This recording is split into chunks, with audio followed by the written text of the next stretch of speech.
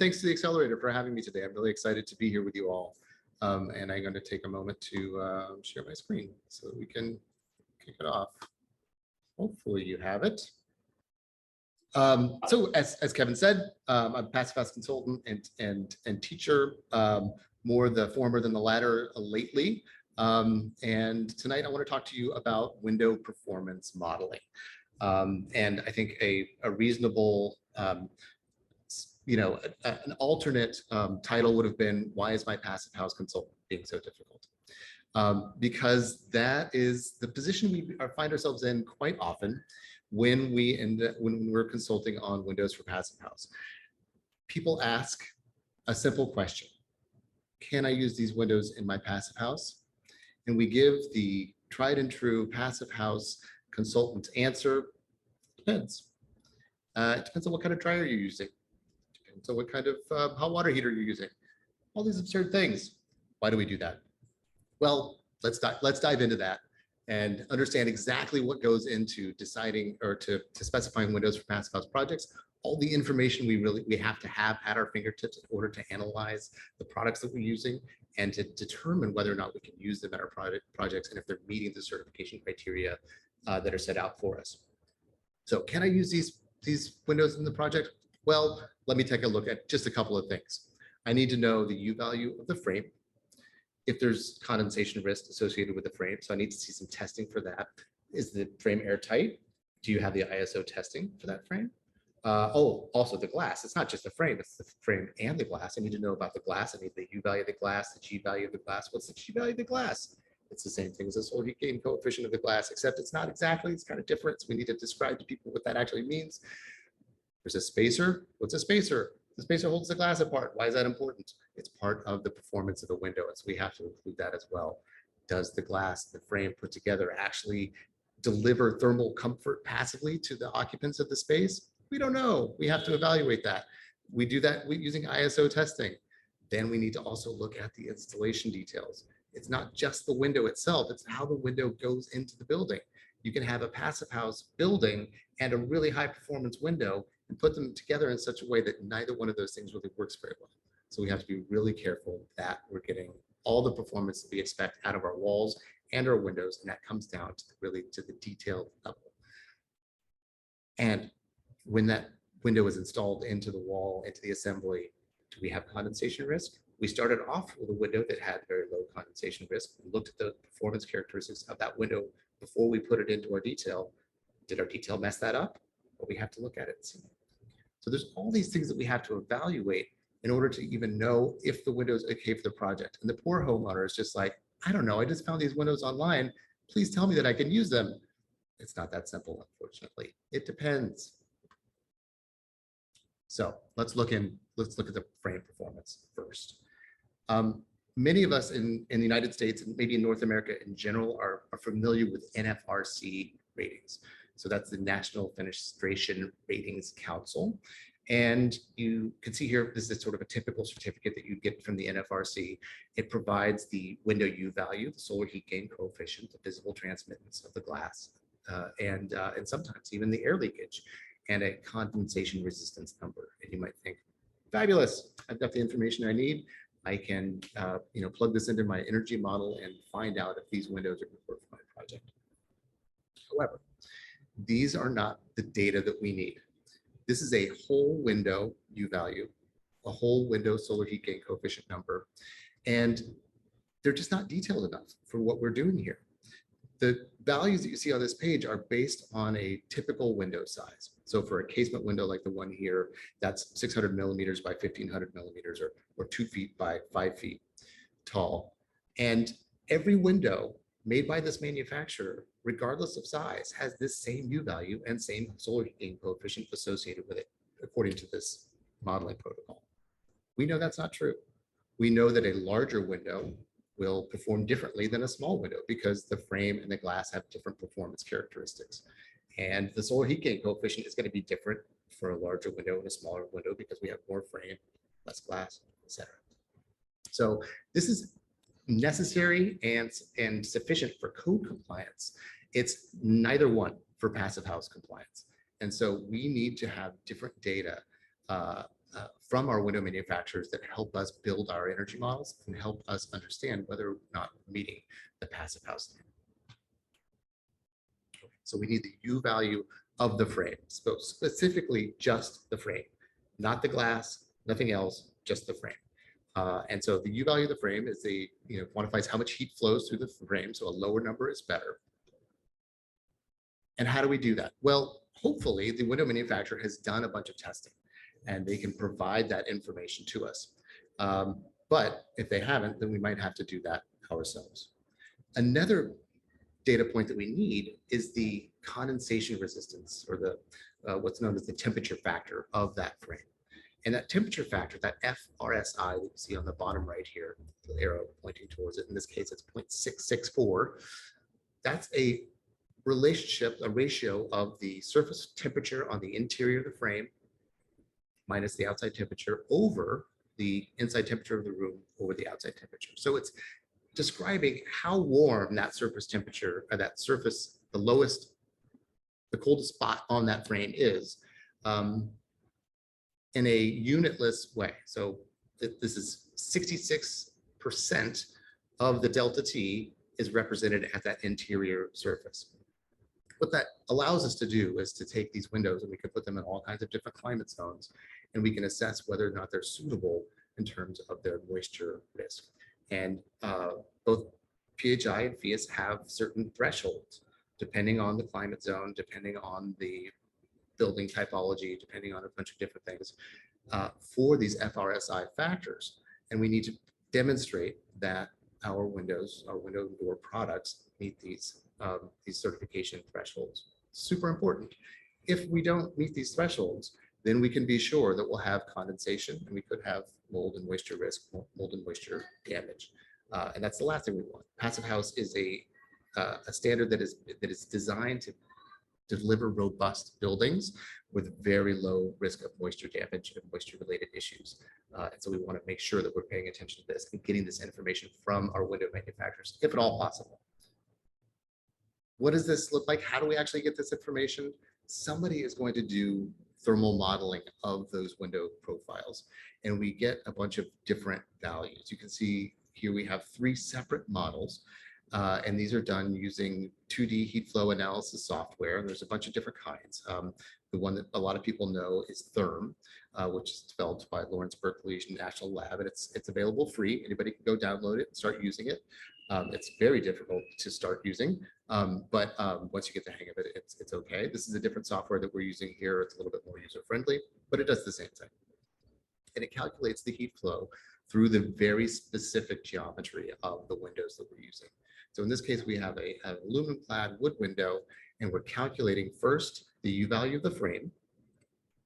Next, we're calculating the psi value of the spacer. So that's the additional heat loss that's associated with the intersection of the glass and the frame. So at that intersection, you have a bunch of interesting things going on. There's some sealant, there's the spacer that's holding the glass panes apart, and then some other little bits and bobs that impact the performance of the frame. And so the better we do there, the higher performing our total window will be. So we need to know what that specific value is. And then the final model we have on the right-hand side is the FRSI calculation. That's that temperature factor calculation to show that we have really good high surface temperatures on the interior surface of the window frame. And we can use that to demonstrate compliance with the passive house standard. So ideally, this comes from manufacturer.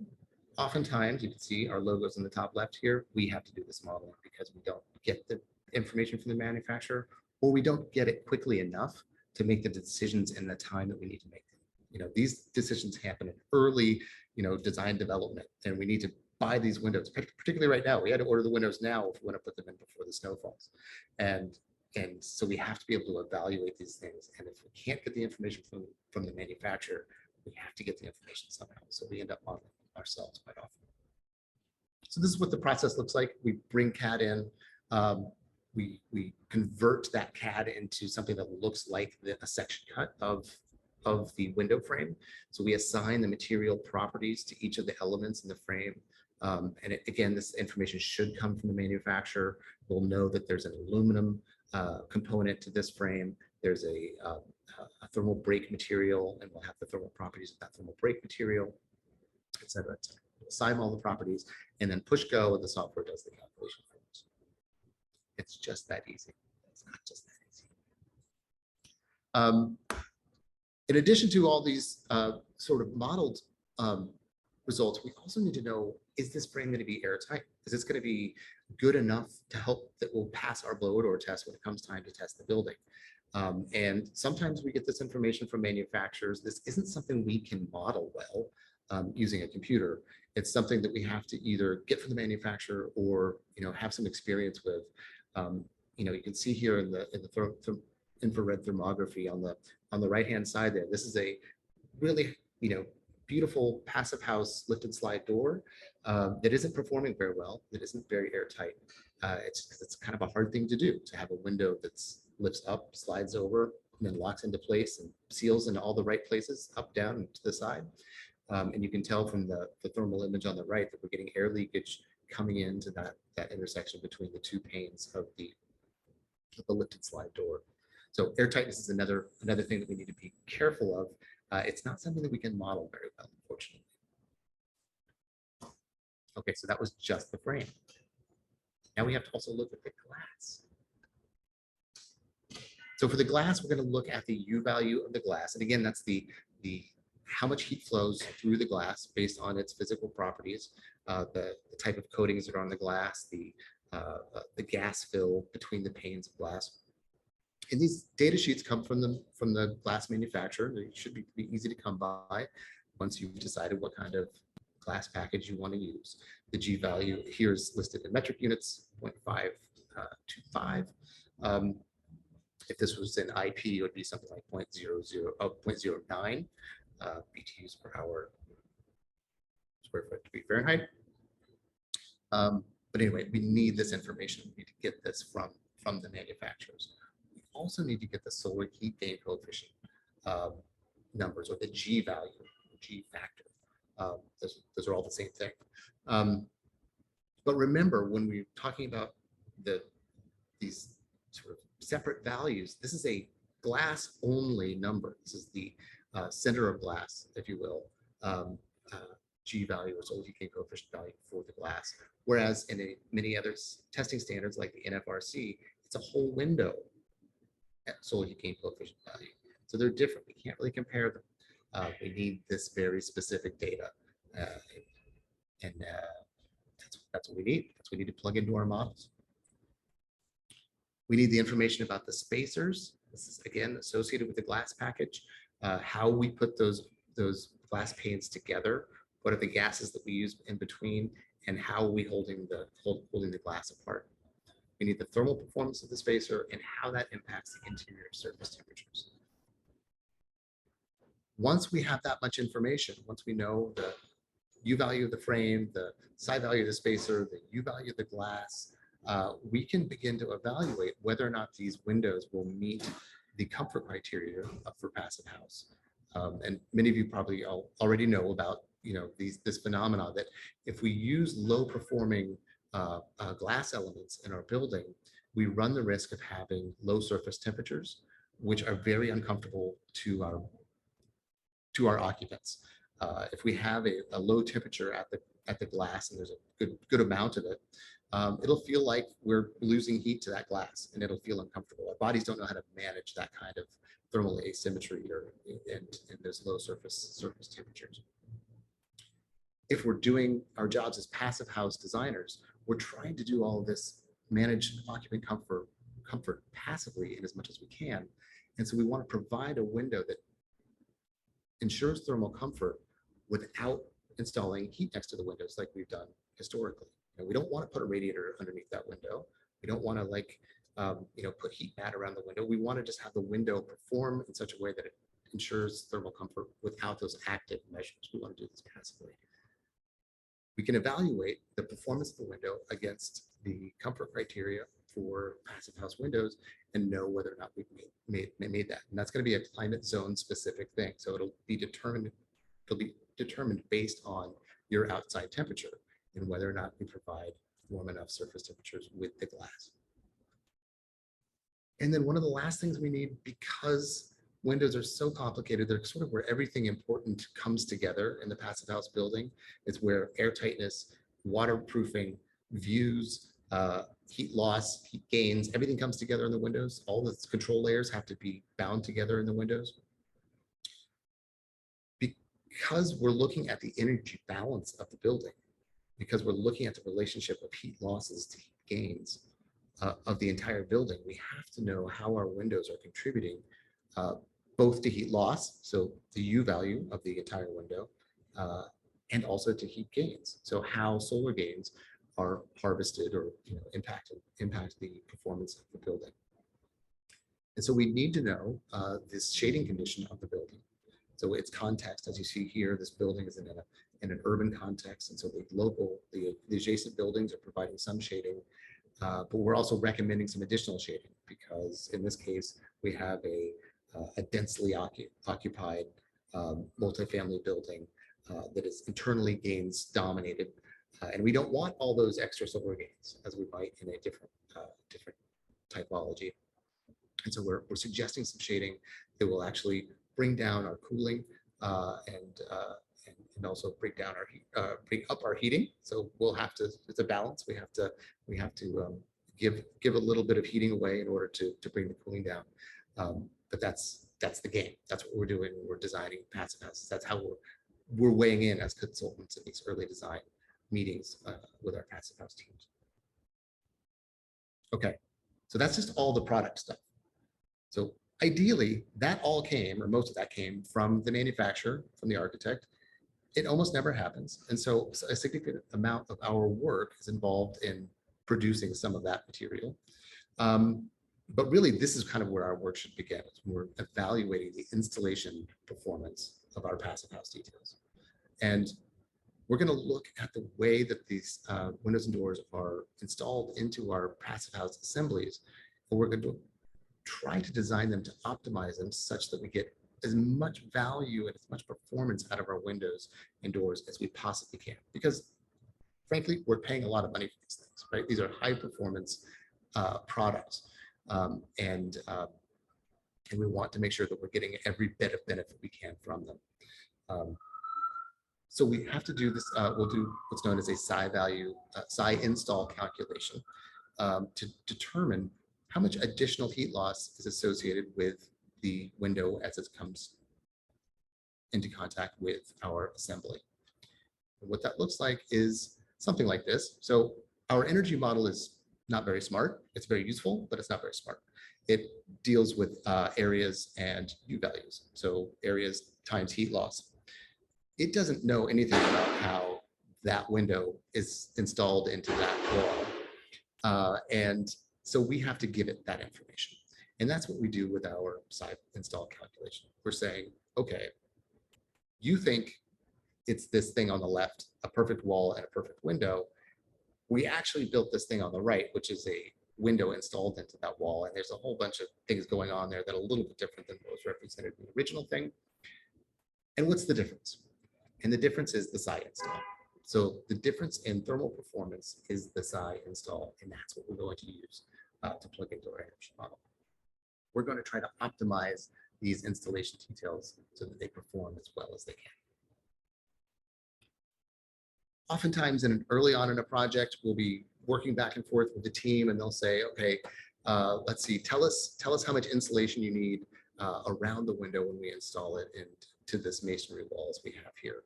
And these are tricky. In masonry retrofits, it's really hard to get good psi installation values because you can see the window is out of plane with the insulation layer. I mean, ideally, those things would be just right together, but we can't do that because the window needs to sit where the window needs to sit, sort of out towards the edge of the building, and the insulation layer is on the inside where we have an opportunity to install it. And so we have to sort of bridge those two elements. We have to connect that interior insulation to that window that's sort of out of plane with it. And we do that by insulating sort of up to and around the frame. But we need a significant amount of insulation there in order to, not have a really, a bad thermal bridge there. And the question is always how much? And really the question is how little? because nobody wants to give up any space, and we don't want to. We want our windows to be as big as possible. We don't want to have the windows shrunk in the opening or things like that. So depending on the situation, in this case, we had the architect asking, what if we have 1.5 inches? And 1.5 inches worked fine. We just installed some insulation in the space between the masonry and the window frame, and that gave us a pretty good size install, one that met our criteria for the project. No big deal. And they said, oh yeah, actually, I said 1.5 inches. I didn't mean 1.5 inches. I meant less than 1.5 inches. And in order to get the same performance, now we have to do something different. We can't just shrink the insulation and expect it to perform the same way. In this case, we actually had to chamfer the brick, and you can see the difference in the brick, that dark red poche in the two diagrams. We're really asking the contractor to cut back the brick so that we can get the insulation to intersect with the window frame there. We get the exact same performance, but somebody who's not me had to just work harder. For me, it's easy. I just draw a triangle and say make that insulation, and it's a piece of cake. But for the person on site, that's a real pain. So these are the things that the architect gets to evaluate. Do I want to ask the person to chamfer the brick, or can I live with 1.5 inches of space between the window frame and the basement? And we go ahead. Again, as with the window frames, we're going to also evaluate the temperature factors of our installation details. Meaning, we started off with a really high performing wall, and we started off in this case with a high performing door that met this criteria that we needed to for certification. Did we mess that up? Are we going to end up with lower surface temperatures than we need for certification? We need to prove that our installation details are still good and provide warm surface temperatures so that we have very low incidence of moisture or potential for mold and moisture damage. Okay, so the homeowner asked us a simple question: can I use these windows in my passive house? And sometime later, we can say, why, yes, you can. But it's not a straight path, and it takes time. And I hope that there's people from the window industry on the call who can absorb this and understand that what we really need is comprehensive data sets from our window manufacturers, so that we can skip the whole first 3/4 of the things that I was talking about and just have a table that has all these things listed out. Somebody's done the modeling, somebody has the performance data that we can just take and run with. Because otherwise it takes us just a tremendous amount of time. Or it takes the manufacturer a tremendous amount of time to sort of behind the ball, make up the time and get somebody to do this modeling, get somebody a lab to do the performance testing, things like that. So that, I hope there are questions. So our first question up is from Scott Kennedy. Scott, are you with us? I wasn't expecting to come up that fast. I was late. I know. Trial by fire. Welcome.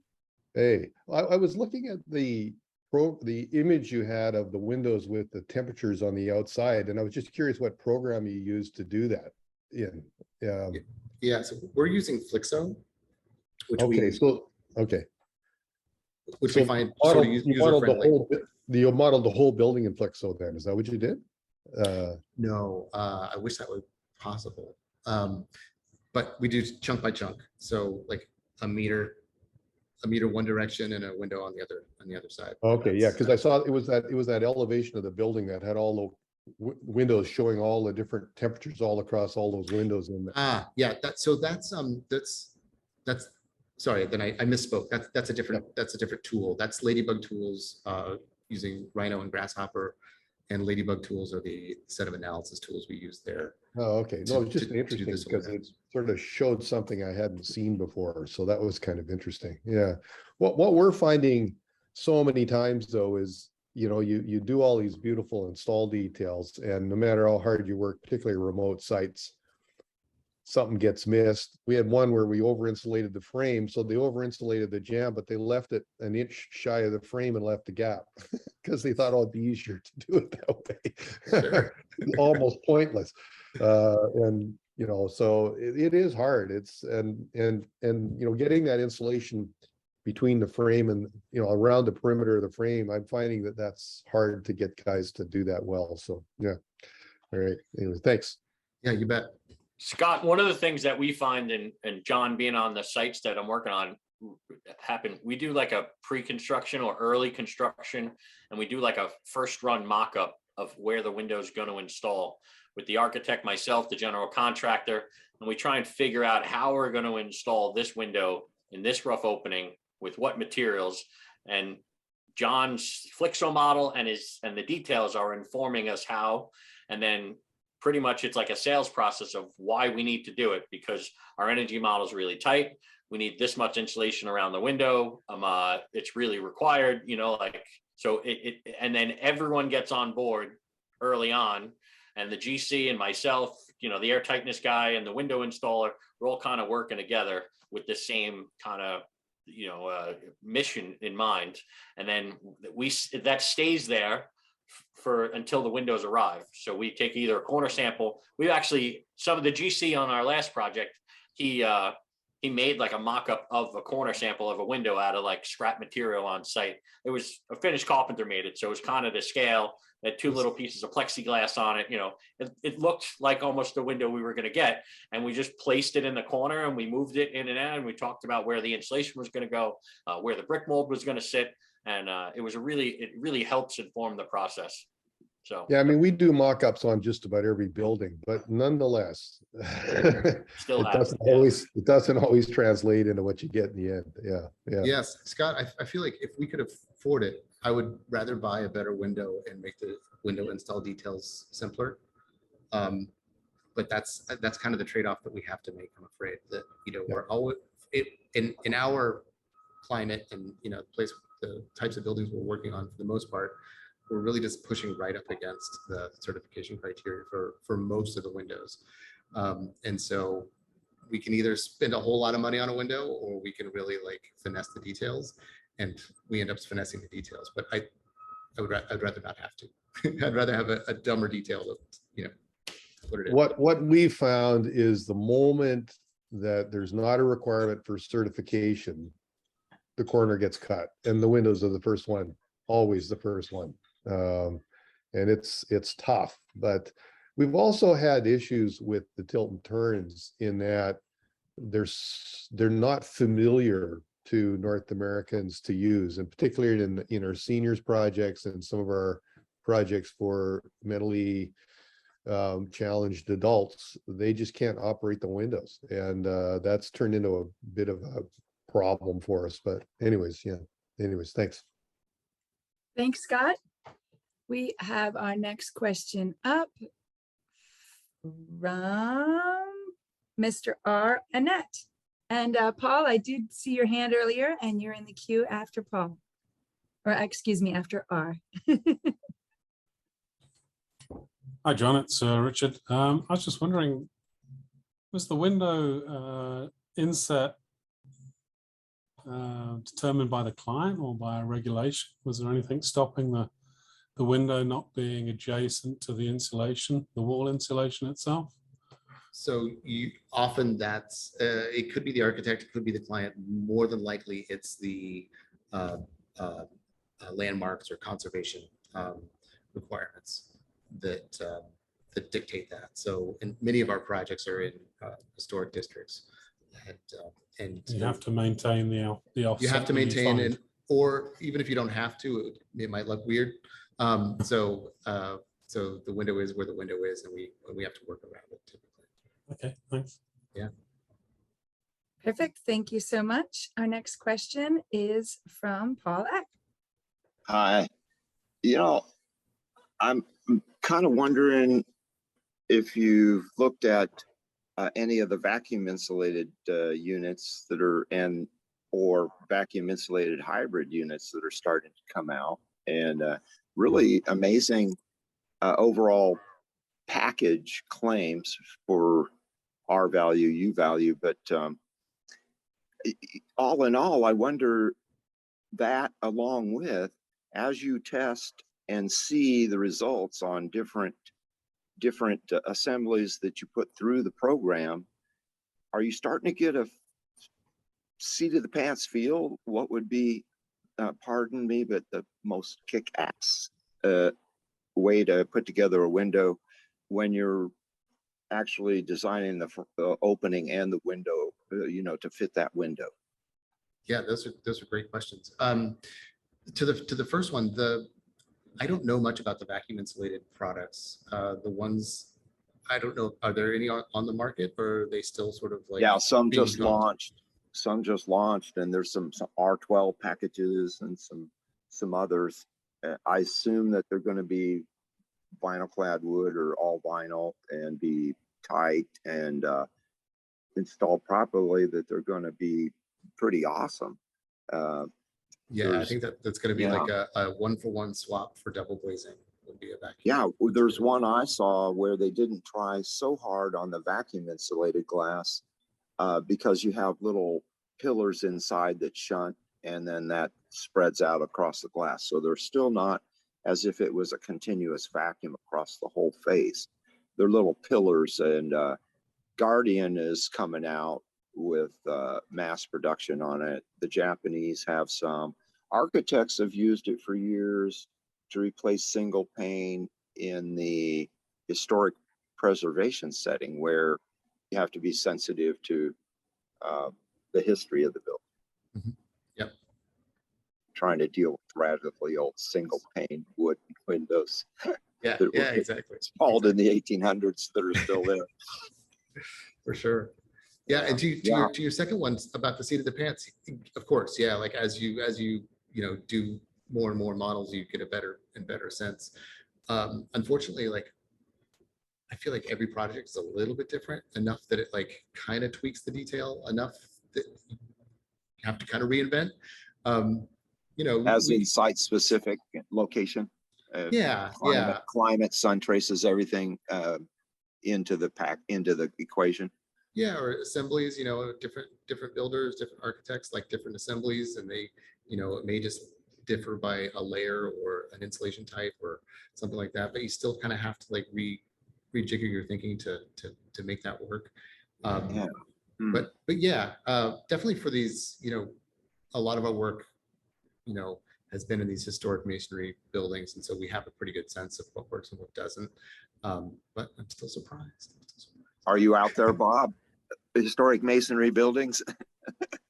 Bob Wickwright. Right. Thank you, Paul. And our welcome, next thanks. question. Oh, I'm sorry. Our next question up is from Reed Rollins. Evening, great presentation. I've only worked in therm, and I don't do it for a living, so I don't do it all the time, but just more, could you elaborate on the differences between flexo and therm? One's free and one costs. One costs, it's, if you just said you don't do it for a living, so I can totally understand why you wouldn't necessarily want to make that investment, but if you did like 2 models, you'd pay for it probably. One of the most significant differences is that Flixo will calculate the psi value natively, whereas therm is, will calculate heat flow, and then you have to take that heat flow and you have to put it in an Excel spreadsheet to calculate the psi value. And there's like 17 places where you can make a mistake, or round wrong, or forget to import a value from your therm file or something like that. And I think just in terms of quality control, that just makes a lot of sense to be able to just have one software where you can calculate that psi value right there. And it just makes it so much easier. Also, just the user interface and the data import is so much better, right? We spent just so much time drawing things in therm. Even if we were importing CAD, you'd have to clean it up, and then the model would break, wouldn't calculate because it was a little bit too complicated. And so you have to simplify, and you just draw and draw and draw, and then finally you get something that kind of approximates your detail, and it works, which is great if you're doing 1 or 2 a year. But if you're doing any more than that, having software that can actually handle the geometry and mesh geometry that's like not perfect, Right. really makes a big difference. Makes sense. And actually, one more question then. We mentioned vacuum glass. Have you heard of, or do you know this technology? And it's not there yet from what I understand, but translucent wood instead of glass? Performance, from what I'm understanding, in these university testing labs is off the charts. I feel like you're pulling my leg. Yeah. Translucent wood. Is that really a thing? Yeah, yeah. It's not out there, it's not available, but they're working on it. Is it April Fool's Day? I was checking the Nope. Is calendar. this like the Go. indoor air quality candle, Reed? I'm just spreading the gospel, but go Google it. You'll find some research guy down somewhere that's working on it.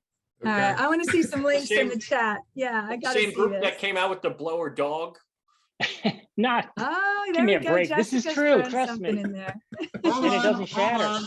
Hold on. When it involves wood and when it involves windows, Reed always is on pulse, right? He's always on pulse with what's out there. So while you were saying that, Reed, I went on YouTube and I got the link and I dropped it in the chat. There And it is. Jessica did too. Thank you so much for having faster fingers than me and Reed. I So apparently apologize. we don't know about it yet, but it'd be cool when it finally does come out. So true. I have a follow-up to Reed's first question, John, about Flixo.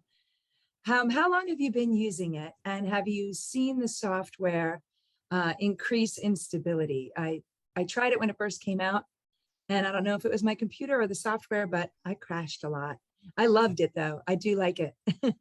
Yeah, maybe I've forgotten those early days just because it's so traumatic to have something that crashes. But I find it to be quite stable now. I mean, you know, like every software, you end up cursing and, you know, having issues with it. But I'm a pretty big fan. Me too. Yeah, Yeah. love it. All right. Our next question is from Greg. Greg, are you with us? If you are unable to ask your question, I can ask it for you. He mentioned all windows shown were European. So no open out windows for passive house, question mark? Oh, not necessarily. It's just that's what we see for the most part. But there's theoretically no reason why you couldn't use a casement window for a passive house project. There are frames that are suitable. It's just that the tilt turn window is kind of the norm in Europe, and that's where we've been sourcing most of our products up to now. So we can certainly use other types. The important thing, you know, from my perspective, is all the things that I said before, plus, you know, like a casement style locking. You know, the good thing about the tilt and turn windows is they have, you know, mini gaskets, and they have a clamping mechanism, a multi-point locking mechanism that sucks those gaskets right up to the frame. And so we get really, really good air tightness. And casement windows can do that too. It's just, you know, we gotta have the right hardware. Absolutely. Mark, you had a question in there. You want to jump in? I don't know what my question was, to be fair. Did I? Like me, Mark, or different Mark? Yeah, it was you. I'm trying to find it. You said if we put in 3 R12 windows, Oh, 3 yeah. thick, can we have an R36 wall? John knows I'm pulling his leg. That was rhetorical. Yeah. Yeah, Okay, right? just checking, you know, just checking. It does add up, but you know, as we were introduced to in the beginning, not all window criteria are giving us what we want to see when we're doing a passive house. All right, our next question up is from Kim Walton. Kim, are you with us? I'm here. Welcome. Hi. So less questions and more comments. The question or the conversation about saving money on windows and working on the details, I think that can be pretty effective, especially when we're working in cold climate, because there aren't a lot of options for cold climate windows. We pretty much have to do something with the installation in order to make them work anyway. And so cold climate windows cost a lot more money. So we do find ourselves having to look at the installation for anything that's certified. And then that leads to the conversation about Flixo and an experience that I had last year where we did exactly that. We saved tens of thousands of dollars on the windows by not buying by not purchasing the cold climate windows, but we had to really be serious about the installation. So we used Flixo for energy modeling. And what was really cool about it was that we were able to have a video chat with people from across the continent and all of us watching as we work through the realities of the install and what made sense from the point of view of the contractor and what made sense in order to get the best results we could in the install. And that was all done in an hour using Flixo. So that is a pretty powerful tool. I think it's pretty cool. And then I thought that it was pretty interesting what Scott's saying about the difficulty in using tilt and turn windows, because I've had people who are clients who are not familiar with it, they're just not familiar with it and have had some difficulty with it too. Not that they don't think that they're very cool because they paid a lot of money for them, but not necessarily intuitive to use. So that is a pretty interesting observation. I love that idea of a live session with the entire team. It was great. I have not yeah. been courageous enough to do that. You know, I just model versions and I send them back via email, like, you know, like it was the early 2000s or something. But that's great. Like, I love that idea. It's just like bringing the whole team together. And yeah, we had some problems to solve, and it's just instead of emailing back and forth and misunderstanding too. I mean, when you're starting to do a lot of emailing and not everybody understands what they're looking at, even in Flixo, but when the person who's working in the Flixo software was describing what we're working with and what's happening, it just goes so fast and it's so much easier to understand. So that's great. I'm taking that home. Awesome. Good. Me too, Kim. Thank you so much. I feel a session coming on for you. I would love to see that. Did you also show over insulation on the frame when you were doing that, or is it just the window unit itself? Oh, no, it was over insulation. So we had, I mean, we had to deal with the windows because they're cool climate windows and it's a cold climate project. So we had to get the hygiene correct. So we had to over insulate both on the inside and the outside. We had to muck around with how much insulation and where it was in the wall and how we dealt with just in terms of the hygiene, of how we would manage to get this window to perform like a cold climate window. So we had come up with some reasonable solutions, the building certified. So we obviously did a good job. Bravo, bravo. Kim, can I just jump in here? It's Scott from Cornerstone. Hey, How Scott. did you deal with the center mullion in that case? Because that's the one that's always a problem. What a good question. We didn't have any. There were none. So that was pretty helpful. All of them were fixed units too, which was also useful. Not one of them was operable. So that also made a difference in this case, because man, that would have caused some issues as well. But yeah, they were all fixed. All right, thanks. Hey, Scott, talk more about that center mullion issue. I'm curious what you're referring to there. Well, I mean, if you're dealing with the center mullion, many times they're reinforced with steel or something else that makes them really weaker than even the perimeter of the window.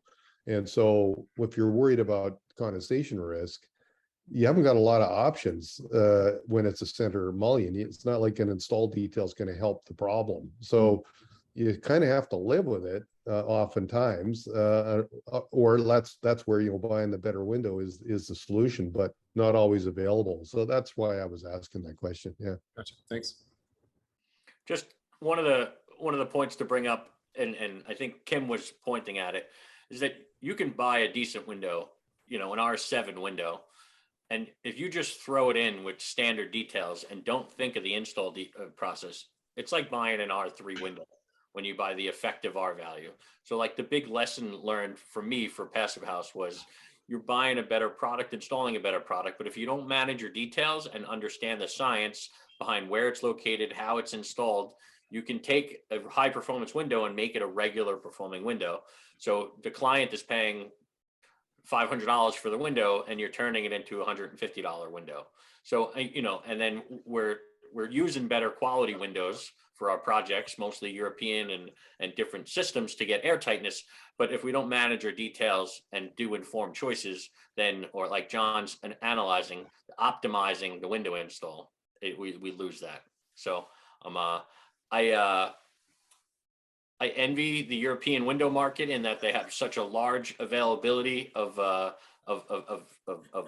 vendors out there, but also they get a lot of data. You know, you go to every European window manufacturer's website and they're going through certification programs like PHIs, and they have estimated installs for different wall types. If we can get more domestic wall types, if I can look at a wall that's been certified by PHI and be like, oh, I can build that wall, you know, as opposed to some other wall types I see that we really haven't been building all that often, it would make the copy and paste of the window model a little easier. So there are window manufacturers out there doing it. I know Tech, Zola, and the rest of them, they're supporting the market, but we need more innovation and more data into the market so that we can make this job easier of doing passive house faster. So that's my 2 cents.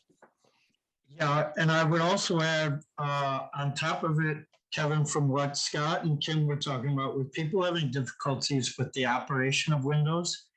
So when the passive house windows aren't used in the program, right? Now they're going to be using, let's say, the casement, like John mentioned. Guess what? People have problems using casements. People have problems using sliders, using awnings, using double hugs. This is always the case when it comes to windows. Unfamiliarity leads to questions, but at least if they're using a tilted turn, we know that they're not questioning if they're air sealed and they're gasket tight. So we can forego that will come up. And speaking of what's coming up, we have Zach Semke with More Forever. We are about to kick off the after hour. And without Sean saying more here, someone has to say good afternoon, good morning, and good night. If you gotta go, we understand, but we hope you can stay. And John, I hope you can stay with us a little bit longer and answer a few more questions for us. Yeah, of course. Wonderful. Then next question up is from Steve Coe. Steve, are you with us? Am I supposed to ask your question? No, that's Rich's question, but I can ask Steve's too. Let's see. He says, I'm doing multifamily new construction and we want child guards and we want windows that tilt and turn so the tenants can open them on nice days. Suggestions? We're just talking about limiters, aren't we? Yeah, they're just limiters, I think. The manufacturers that we work with provide those. Shouldn't be an issue, I don't think. Yeah, so there are a number of manufacturers out there. Just ask them if they've got limiters and if you can set them or preset them to certain distances so that the kids can't get out. All right, next up is Peter Molinar. How dependable can the seals in the Windows assemblies be counted on for how many years? Boy, I don't know. I think it's windows are built. It's typically triple gasketing on these, and I would say that 40 or 50 years is expected, but those are oftentimes those gaskets are set in a little reglet and could theoretically be replaced if things went wrong or if they started to wear out. So I don't think it doesn't mean chucking the window. I don't think if the gaskets could begin to wear out. Yeah, that's good. Nice instruction. This is good, straight up thermal dynamics from mechanical engineering. Yeah. So easy no to magic. follow. No magic here. All right, so our next question up is from Rich, and he wants me to ask it, and he has a visual aid. So let me see if I can share my screen and share this image with you. Can you see it? Got it. Okay. So the question is there a condensation potential in the example whereby the 13 degrees Celsius isotherm crosses over what is a theoretical air barrier. I have added in red here. It depends. Great. Thank you. Good night. Yes, perfect answer. Thank you. No, very, very possibly, very possibly. So that's not an amazing detail, and that's what we end up with sometimes with the with the need to use steel studs in our assemblies for fire ratings and things like that. But yeah, we would need to understand, we'd be looking again at that FRSI, that surface, the temperature factor, and so we'd need that climate specific threshold that we need to hit for those interior surface temperatures in order to know if this one is acceptable for the climate that we're dealing with. Excellent, thank you. And I see a lot of great comments in the chat about limiters and other functions that you can use, turnstile locks. Let's see, the next question up. It looks like we might not have one handy. So if anyone has a question that they've been burning to ask, I'll ask one while you think of it, everybody. But how often do you model windows that aren't pre-certified, that aren't on the list? Because I just go to the list, right? And often I'll find a window that is pre-certified, but it's just outside of my climate. So I'll have to make the model, do the work, or the over insulation do the work, or get it to behave some other way in my climate. What do you find your experience proves out, John? There's a trash truck backing up outside my window right now. So I apologize for that. New York City, baby. So we end up modeling things all the time. Unfortunately, I think you're talking about the Phius database of window profiles. I am. Okay. I am. That's super useful. And there's like all kinds of great models, like pre-built models on there. And you can actually, they're built in Therm, and you can actually import them into Flixo directly, which is great. But those are typically like the standard thing. Like it'll be the tilt and turn that window manufacturer offers. But we're going to use a fixed one and a tilt and turn, and we're going to use a lift and slide. And we've got an in-swinging patio door and an out-swinging terrace door and an entry door. And so none of that is actually there. Right. Only the basic frame. So that's great to like begin to get an idea of what's going to work in your project. But we have to get, ideally, again, we get the net models from the manufacturer, but that rarely happens or happens in time. So we get the CAD from the manufacturer, and then we build it out of the models ourselves. And we do that all the time. Perfect. Thank you so much. Yeah. It looks like, go Mark ahead. suggested that I run through maybe how our window mock-up goes with John on site and the architect. So I'll share my screen and some photos from one of our projects. Can you guys see that? Looks good. All right. So this is at an undisclosed location in Brooklyn somewhere. And why am I don't want to edit the album. All right. So if you can see, why am I not going full screen? All right. So that's the rough opening. That's the sill where the sill, the framing meets the sill in an existing kind of masonry rough opening. It wasn't really pitched. It was kind of flat. And we were like, how can we install this? That's the mock-up window that they made, kind of almost to scale out of plywood and plexiglass. So kind of primitive, but the corner sample did a lot of work here for us. That's the position where the window would kind of sit in this historic masonry retrofit. And there's a lot of room in between that window and the wall for insulation. And in this location, we use spray foam because of the high R value of the spray foam. So we're debating on where the window could sit, where it should sit, where it has to sit based on landmarks. We're taking measurements. I'm showing an example of how it would be taped on the outside. What my theory is, we're showing the pitch of the window, how it's tilted in, which isn't a good thing at the sill, just to, we want water to drain out. Then we have John's taking measurements to know how much insulation we have. We're looking at the detail.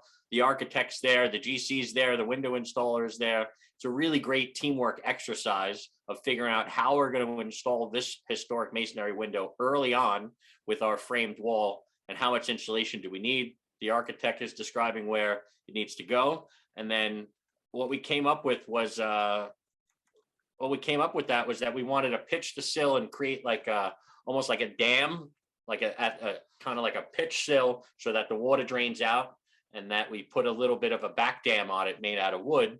And then around the window itself, the window was plywood, buck was installed around the window, and the window was installed. And then we installed the spray foam around the window. We actually brought the spray foam out 6 inches around onto the masonry by 2 inches, I believe, right, John? To reduce the thermal bridge there. Yeah, that's right. So and this little exercise created so much teamwork that everyone had an interest in it. They had input. There was an open forum to talk about how the window should be installed, because the general contractor's framing the wall. The window installer has to install the window in the existing rough opening, and we have to finish it. And we had brick molds, we had interior trim and finish. So there was a lot to coordinate. And then my main goal was to install the window where it was supposed to, insulate it, and then make it airtight as well. So it's a good exercise. And, John, you have anything to share there? Or you want me to go back to any pictures? Just like next time I bring the laptop and we do live therm modeling, I think that seems like that's the game now, right? I think so. We have to keep up with the up our times. game. One of the conferences, I was talking to Dr. Phius' wife, Vida Abel, and she was telling the story of the first passive house, how when they originally installed the windows, they didn't know how to over insulate, and then they actually got some like rock wool, dense rock wool, extruded and sent through and coated with like an aluminum or a plastic to make insulated window kind of trim on the inside. And I was like, that's awesome. I'm like, why can't we do that? You guys did that 25 years ago. And like every time we do one of those mock-ups, I'm like, I'm going to make an insulated brick mold. I'm going to find out how to make an insulated brick mold with aerogel or something, get my router out, make it and make the job a little easier.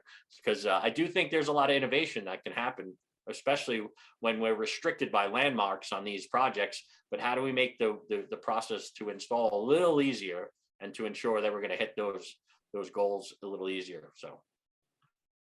Yeah, that was quite a dynamic duo presentation there. I like that very much. Now, if we got live modeling and all the mock-ups and everybody on at the same time, I think we've got a training session happening. Yeah, that site meeting is like so important. I mean, there's a few site meetings that are really important to the process, I feel like, but that window mock-up one is like, it's like I said before, like everything comes together in the window. So if you can know that you're going to, nail that window install detail, chances are that, the team understands the rest of the project if you've got that figured out. Yeah, and that's just one window. And normally on these projects, we have like 4 different window types, lift and slide glass doors, door thresholds. So it's a lot to manage, but it's a good process when everyone's shooting towards excellence and they know that the margin of error is very small. We come together well, and it scares the hell out of the GC, which is great. It might scare the GC, but wouldn't you be more scared if you didn't have a crew like this figuring out the details before the world went sideways?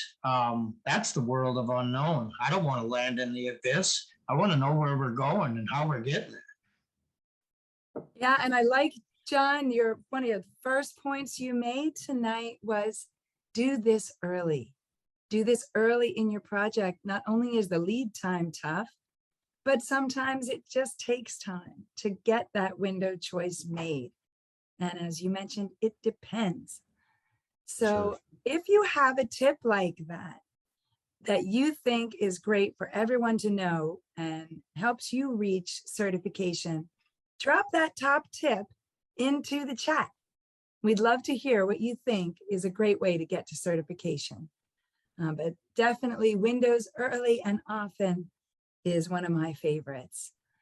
So while we're looking for more questions in the chat, I think it's almost time to wrap up our evening. Kevin, any more questions? Mark, anyone out there with another burning question? I'm good. John, thank you very much for your time.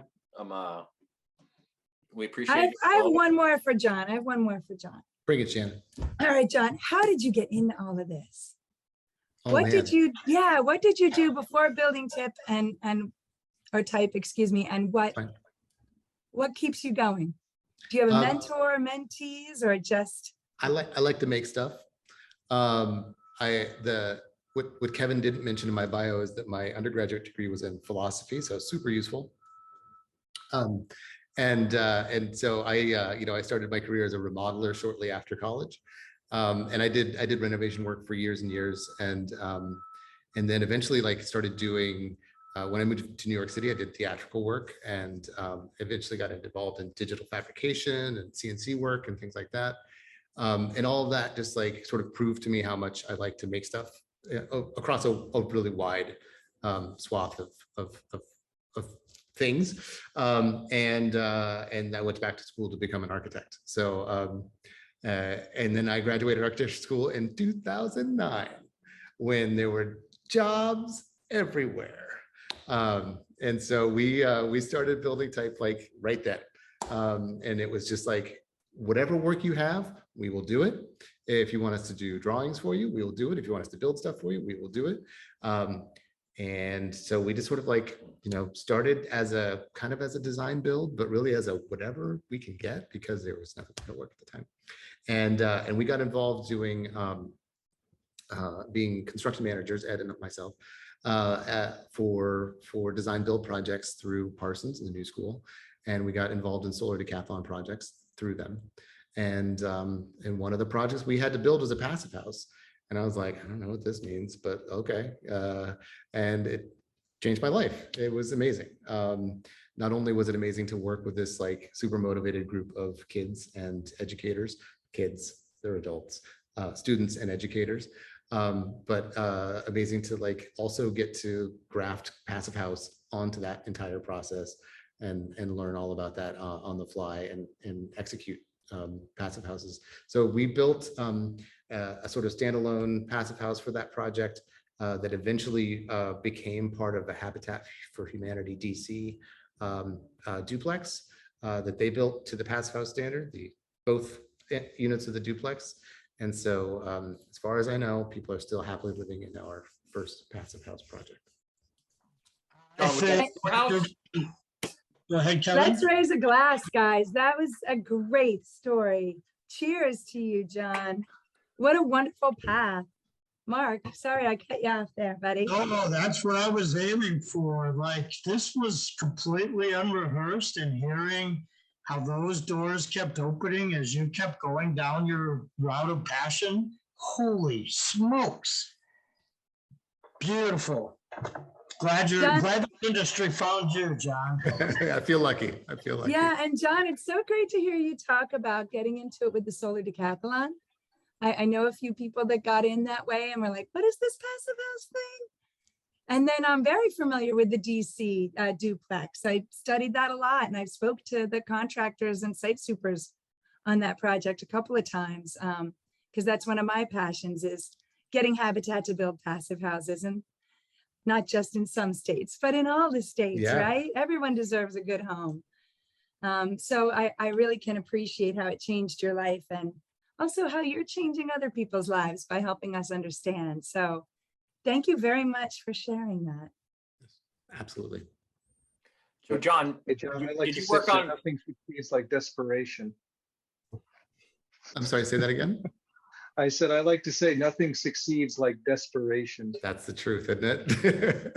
I think I've heard so many stories about how the recession, spurred people to discover passive house or to seek out passive house, or it actually was a really important moment in the passive house movement. It's really interesting how that it's a theme that keeps on coming up. So it's really fun to hear your story, John. useful disruption. Absolutely. In It reminds hindsight. me of what COVID and Passive House Accelerator did too. It was like a very happy accident from a very hard time. Hey, would you guys say that during downturns in construction that the quality tends to improve or go down? Oh, that's a good question.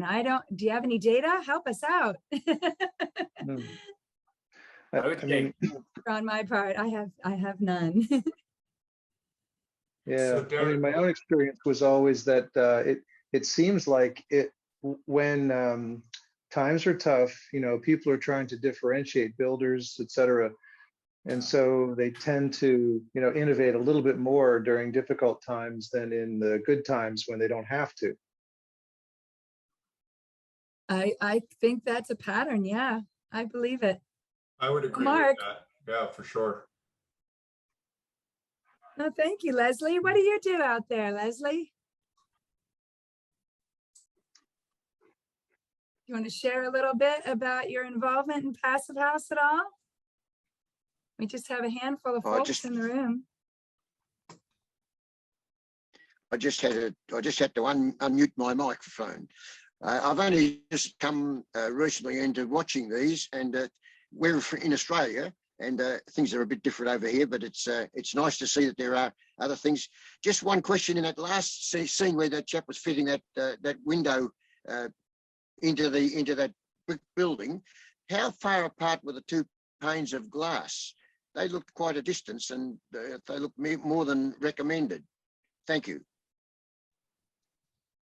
Yeah, so the glass spacing on a sort of typical, like if you had 4mm and 4mm glass, you'd have a 16 or 18mm space, so 3/4 of an inch roughly in between the panes of glass. So the entire glazing unit is going to be 48 to 52mm, so 1 5/8 or more.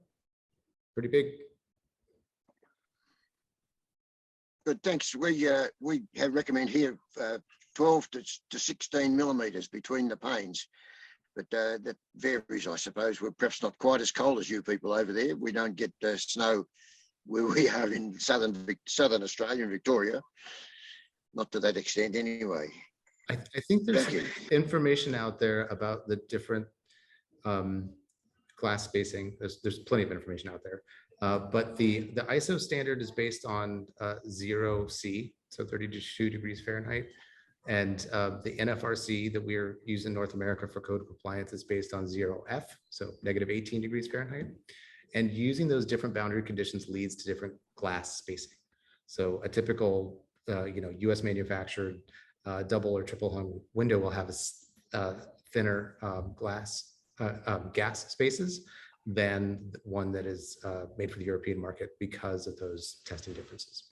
So it's just a quirk, and we could probably argue for hours and hours about which one is better, but that's just what happens. The specs drive the spacing. I've also heard that the spacing of the glass in typical European style triple glazing, the wider the spacing, the more that the gas is at balance. It's not under as much pressure. Whereas when the gas is squeezed, it tended, in a smaller space, it's not in it's in a tight, I don't know. I use it during the training to sell, the students on why the wider glass is there. I heard it in a window demonstration, but to me, it makes sense.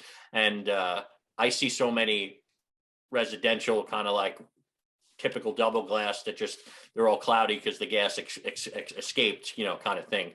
So I haven't seen a triple pane one yet to do it, but I've only been looking at triple panes for 10 years. But that's the story I say, and I'm sticking to it. What do you think, John? Bullshit or real? I don't know. I'm not going to call bullshit on you, Kevin. I'll stick to my previous point and leave it at that. Well played, well played. Well, while you were chatting and wondering, we got another couple questions. The next from Peter Molinar. Yeah, hello. Just wondering how many of your students that you've had have gone on to career in some kind of passive house construction?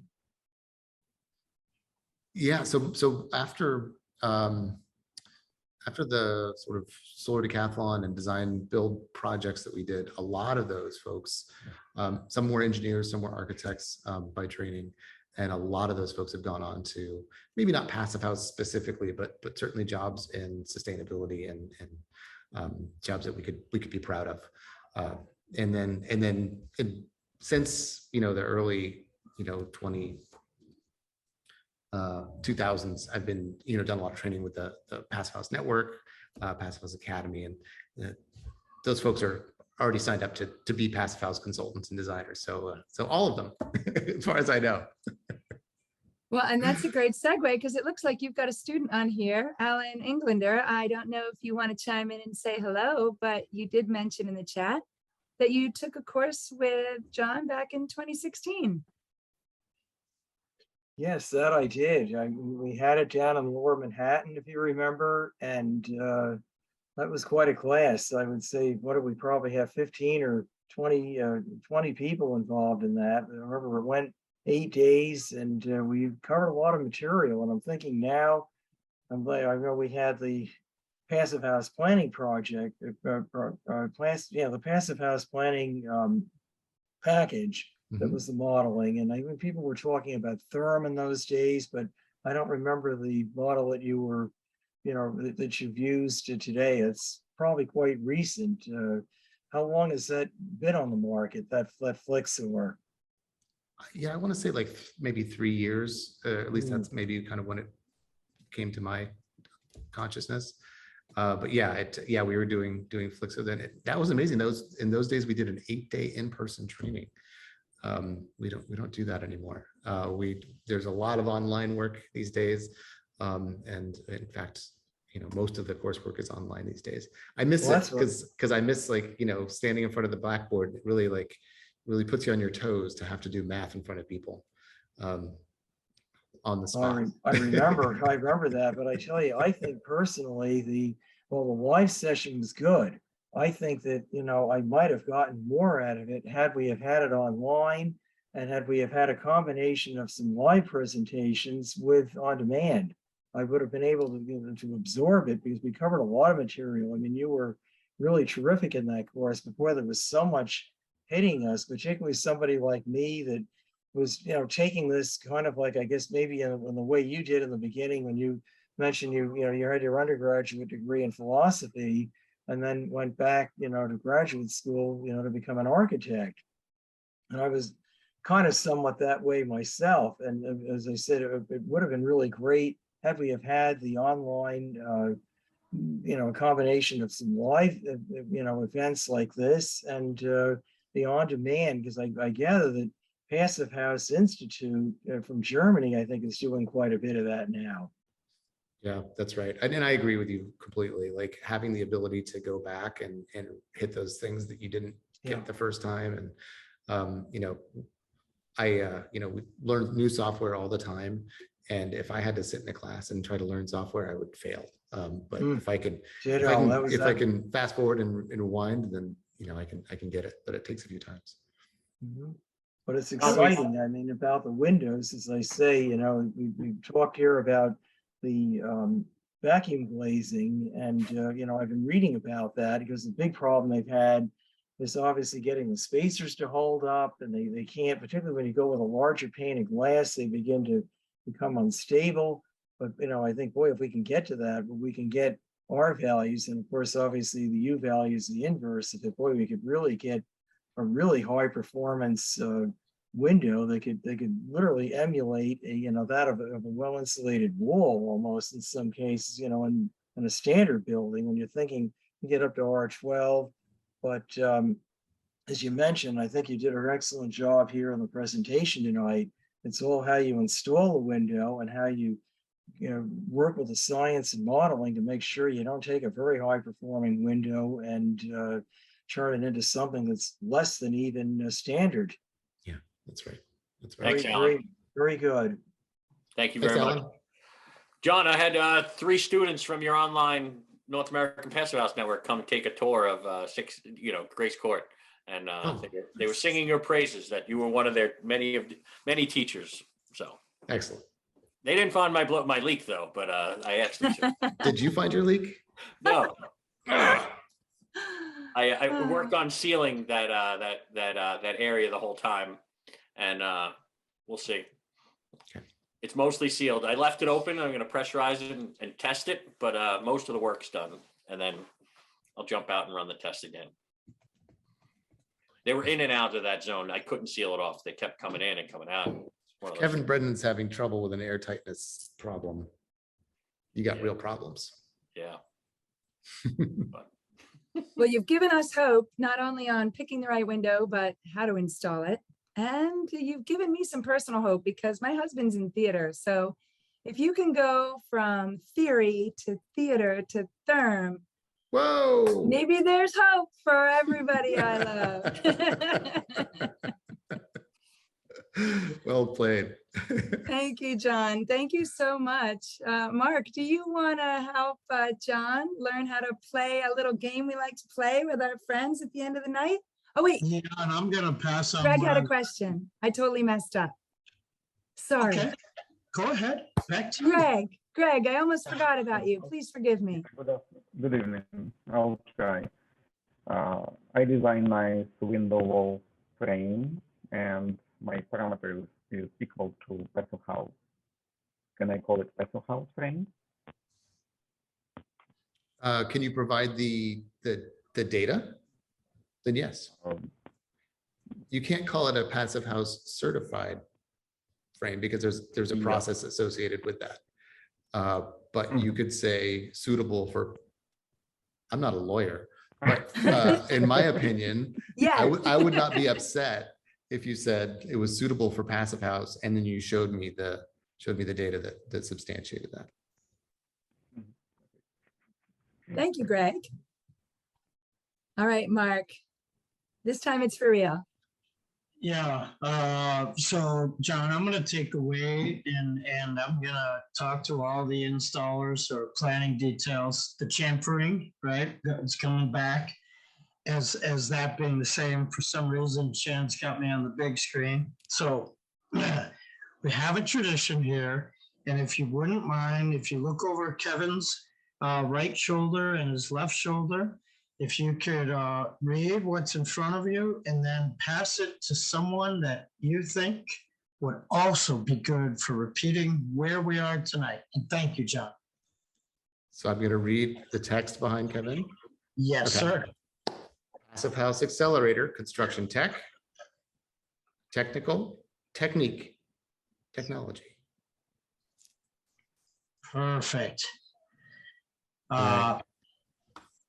You could pass it to anyone that has video. Okay, let's see. Including Kevin. Olga in DC, are you available? Oh, maybe she's off screen there. Glenn Haynes, help us out. You're muted. Hey, sorry guys. This is my first Passive House Accelerator. So yeah, thanks for having me. What I'm not really 100% sure I understood what I need to do. Well, thanks for joining us, Glenn. It's nice to have a newbie in the crowd. And the tradition of the overtime is we try and get people involved in the program, and they say the title of the show is the Passive House Accelerator, Construction Tech, Technical, Technique, Technology. And then the goal was eventually we're going to run a reel at the end of this year and put it all together and mash up everyone kind of saying what our slogan is. Cool. Sounds good. I'm sure I can manage that. So yeah, Passive House Accelerator, Construction Tech, Technical, Technique, Technology. Thank you very much. Where in the world are you, Glenn? I'm in British Columbia, in Vancouver. Oh, nice. Cool. If you run into Sean, just he's weak in his 5-hole, just so you guys know. He's a goalie. 5 holes always weak with Sean. How about Right, Leslie Brady? Leslie, would you like to play the game?